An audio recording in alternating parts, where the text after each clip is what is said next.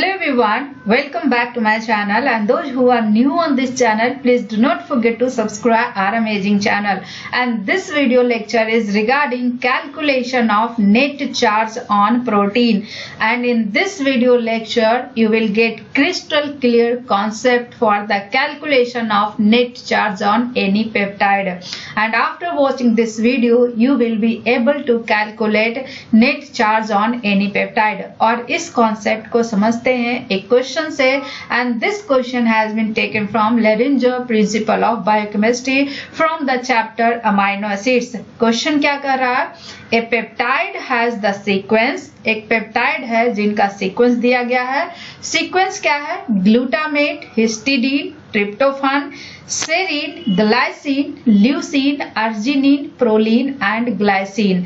सो ये पेप्टाइड का सीक्वेंस है। अब ये क्वेश्चन पूछ रहा है what is the net charge of the molecule eight pH 3, pH 8 and pH 11।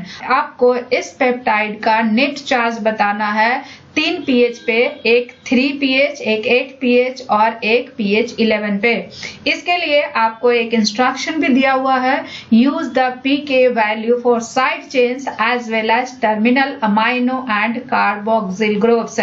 सो यहाँ पे मैं कुछ स्टेप्स फॉलो करूंगी, उस स्टेप्स को आप फॉलो करके इनिशियली प्रैक्टिस कर सकते हो for the calculation of net charge of the peptide, and after that आप शॉर्टकट भी अपना सकते हो। सो फर्स्ट स्टेप क्या है?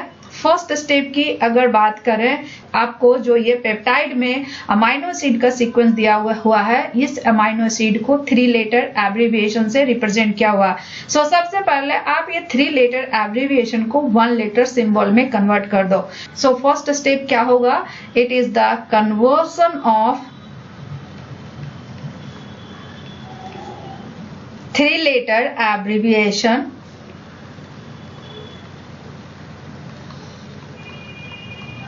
into 1 letter symbol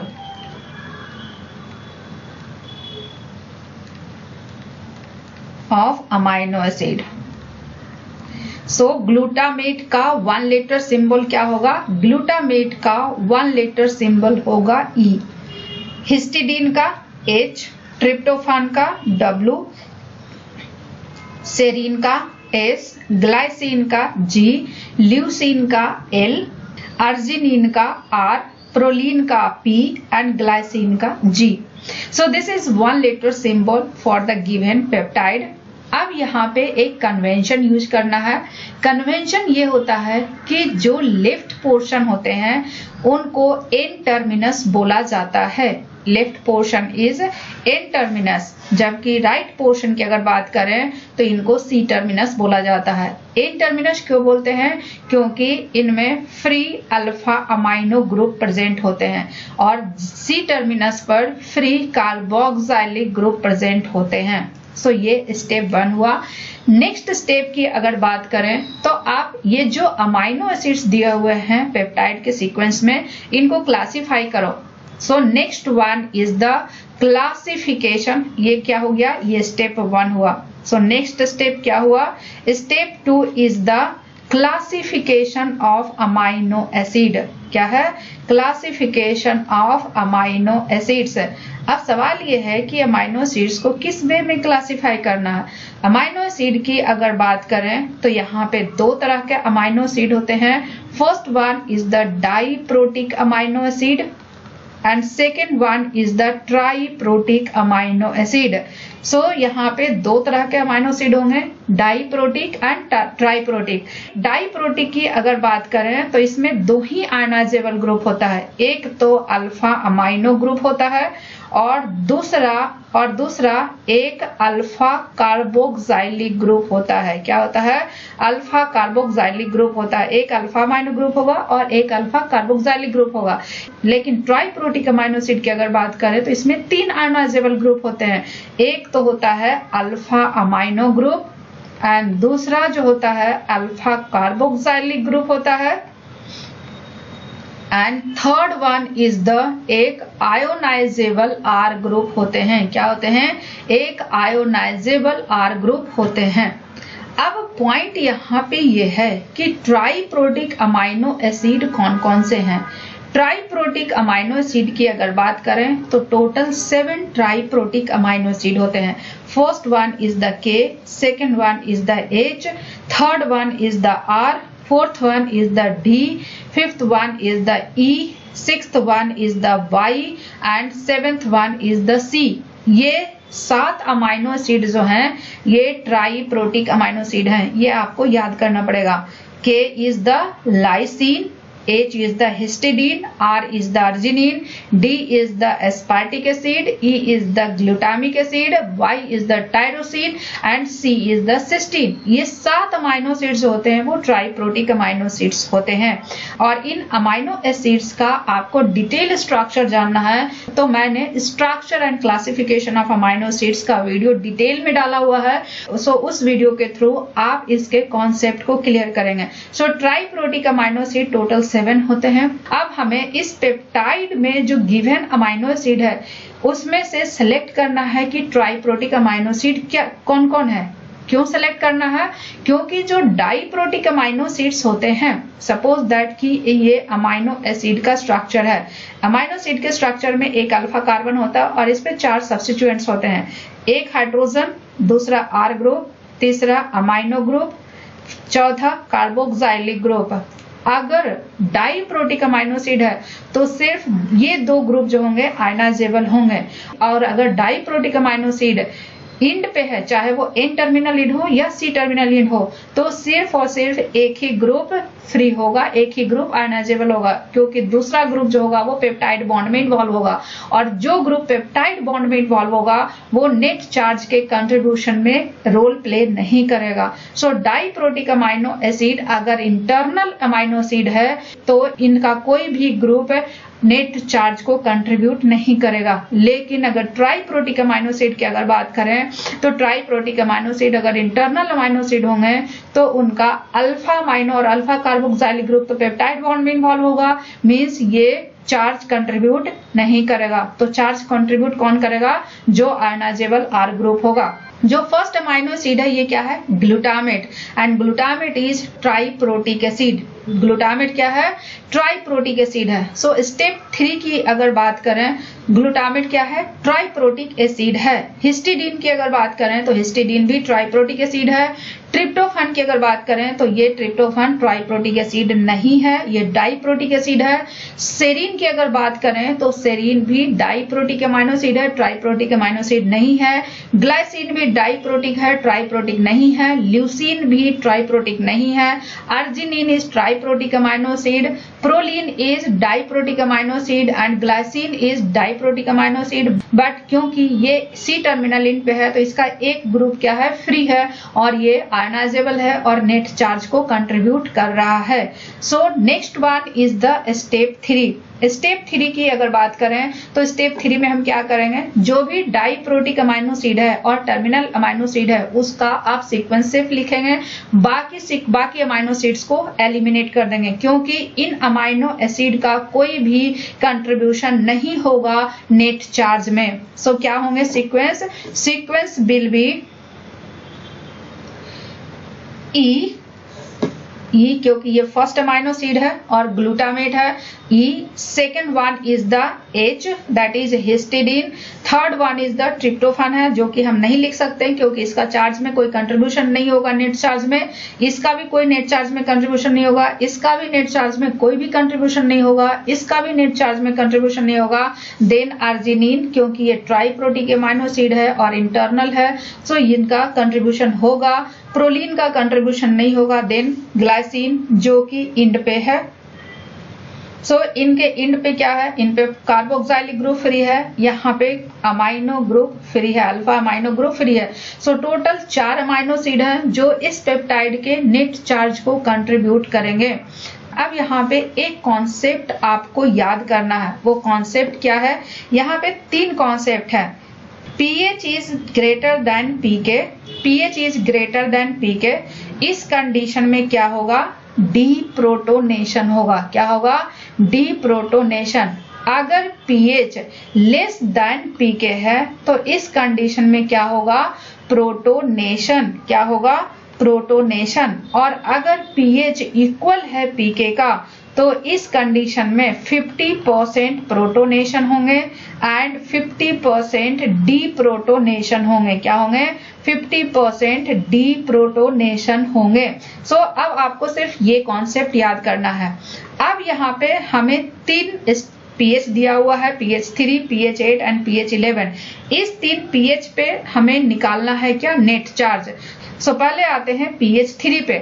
इससे पहले हमें ये देखना है कि इसमें कौन कौन से ग्रुप हैं। This one is the glutamate, जो कि एसिडिक अमाइनो एसिड है। सो एसिडिक अमाइनो एसिड का this is the alpha amino group. Alpha carboxylic group yes bond में इन्वॉल्व है। सो इनके आर ग्रुप पे क्या है? आर ग्रुप पे क्या होगा? कार्बोक्सिलिक ग्रुप होंगे। नाउ हिस्टिडीन, हिस्टिडीन की अगर बात करें तो ये बेसिक अमाइनो एसिड है। तो इस और क्योंकि ये इंटरनल अमाइनो एसिड है तो इसका अल्फा अमाइनो ग्रुप और अल्फा कार्बोक्सिलिक ग्रुप तो बॉन्ड में इन्वॉल्व होगा, दैट इज पेप्टाइड बॉन्ड। सो इनके साइड चेन में जो आयोनाइजेबल ग्रुप होंगे वो क्या होंगे? अमाइनो ग्रुप है। Next one is the arginine. Arginine भी बेसिक अमाइनो एसिड है। सो इसका भी अल्फा अमाइनो ग्रुप और alpha carboxylic group peptide bond में इन्वॉल्व है। सो इसमें भी क्या होंगे?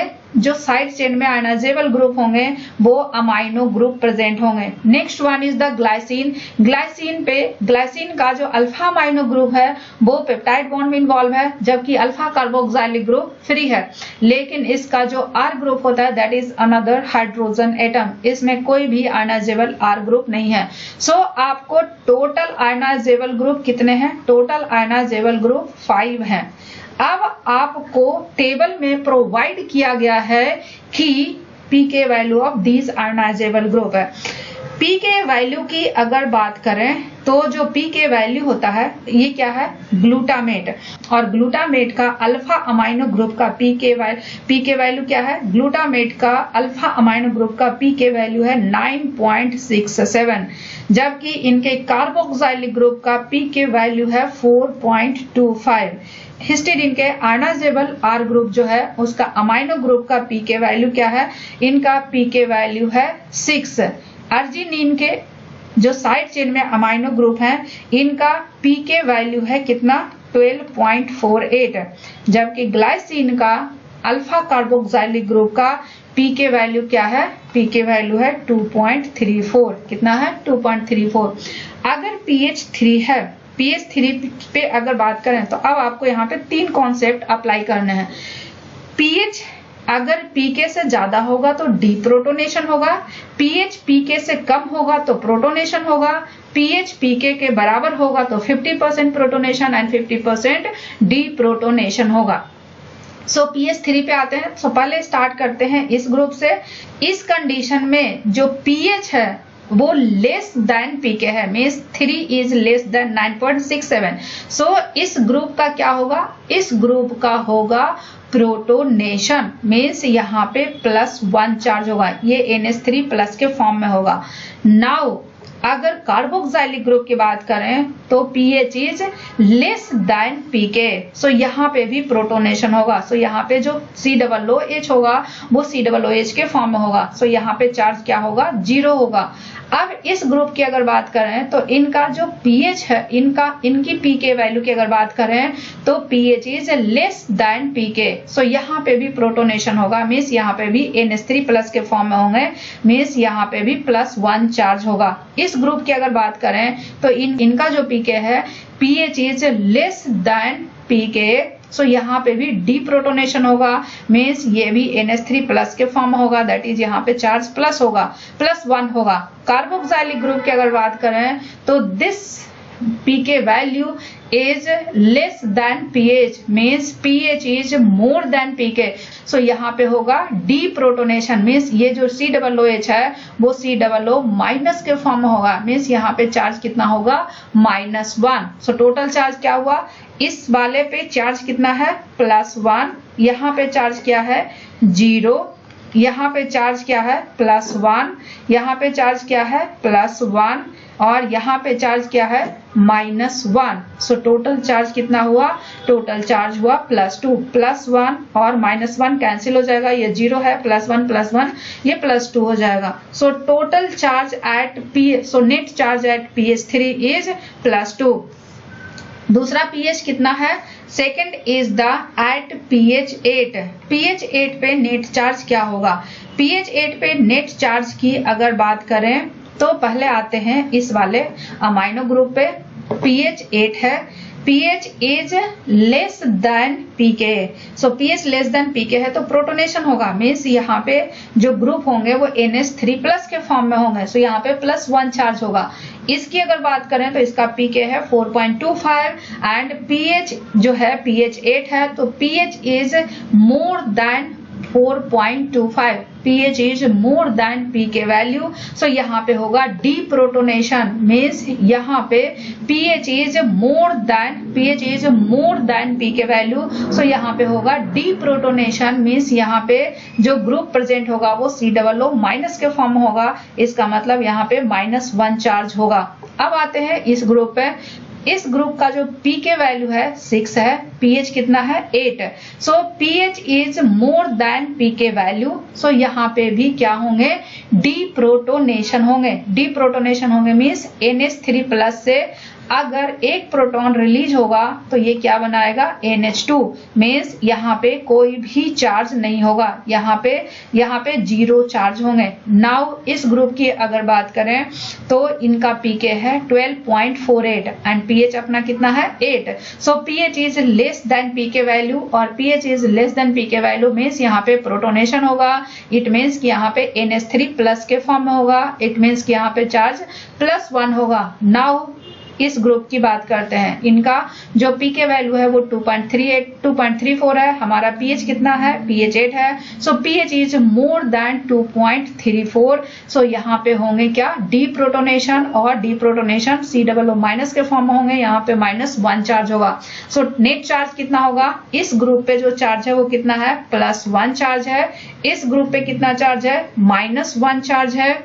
इस ग्रुप पे 0 चार्ज है। इस ग्रुप की बात करें तो इस ग्रुप पे +1 चार्ज है और इस ग्रुप की अगर बात करें तो इस ग्रुप पे -1 चार्ज है। सो +1 -1 कैंसिल होगा, +1 -1 कैंसिल होगा। सो इस कंडीशन में नेट चार्ज कितना होगा? इस कंडीशन में नेट चार्ज होगा 0। थर्ड pH दिया हुआ है। Third pH is pH 11। pH 11 पे इस पेप्टाइड का नेट चार्ज क्या होगा? pH 11 पे नेट चार्ज की अगर बात करें सो पहले आते हैं इस वाले ग्रुप पे।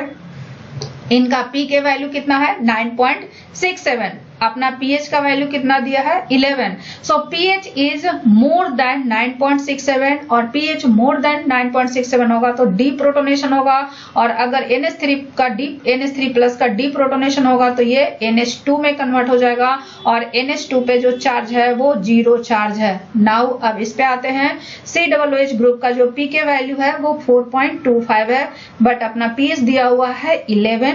सो pH is more than 4.25 means यहाँ पे डीप्रोटोनेशन होगा। मीन्स यहाँ पे जो COOH है ये COO- के फॉर्म में होंगे। सो यहाँ पे चार्ज क्या होगा?